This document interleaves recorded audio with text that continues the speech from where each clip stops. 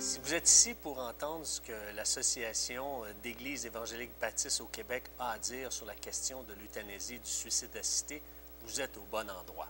J'espère que vous êtes assis confortablement.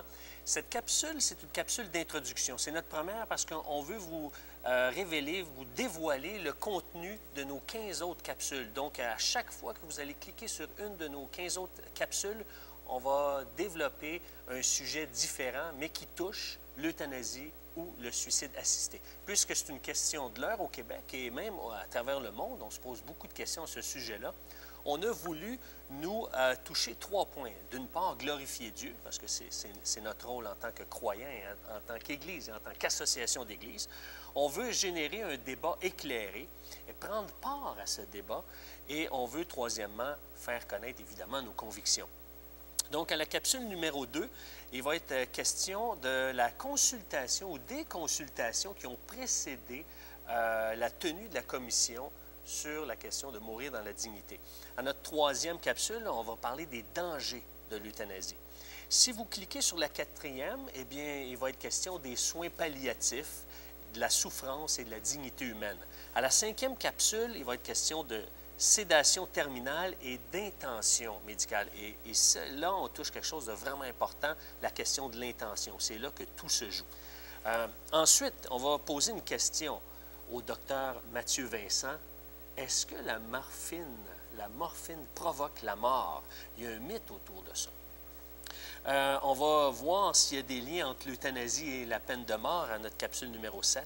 Ensuite, à la numéro 8, il va être question de valeur et de vie humaine, un autre point vraiment important. À la 9e, on va faire part de nos attentes face à l'État, face au gouvernement.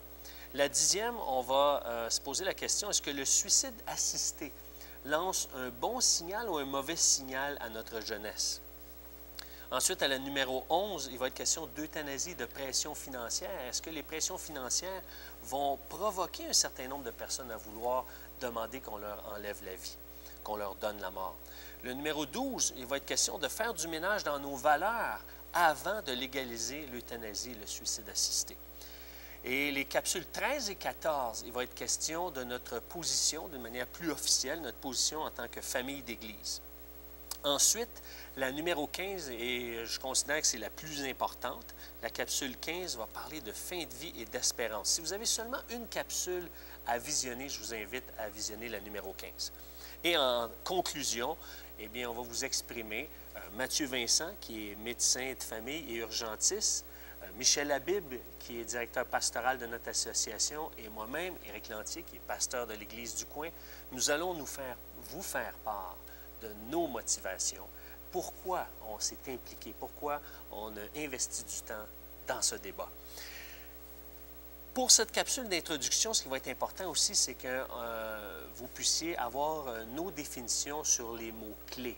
À chaque fois qu'on va utiliser les mots mort, acharnement thérapeutique, euthanasie et suicide assisté, eh bien, on va être bien sûr que vous compreniez notre définition de chacun des termes.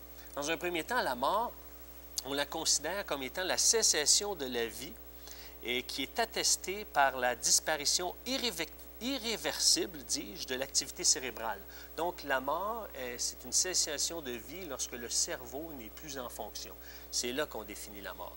Pour ce qui est de l'acharnement thérapeutique, eh bien, ça fait référence à l'utilisation de thérapies, de moyens ou de techniques pour maintenir obstinément un être humain en vie. Donc, nous, on s'oppose à cet acharnement-là. En ce qui concerne le mot-clé, l'euthanasie, évidemment, pour nous, c'est une mort qui est provoquée par admission d'un médicament létal dans l'intention, et on dit bien dans l'intention, d'abréger les souffrances s'avérant insoutenables pour le patient. Donc, pour nous, on considère que c'est un meurtre, c'est un moyen de donner la mort à quelqu'un. Pour ce qui est du suicide assisté, eh bien, c'est une pratique auquel le patient a recours pour s'enlever lui-même la vie sous la supervision d'un tiers pour s'assurer qu'il meurt sereinement. Et en conclusion, pour cette première capsule, eh bien, on veut vous inviter à considérer qu'au niveau de notre position, on est contre l'acharnement thérapeutique, donc on ne veut pas qu'on donne obstinément des soins aux gens. Et on veut s'assurer qu'on veut laisser la mort naturel suivre son cours si tel est le souhait du patient et on est contre le fait de donner la mort sur demande.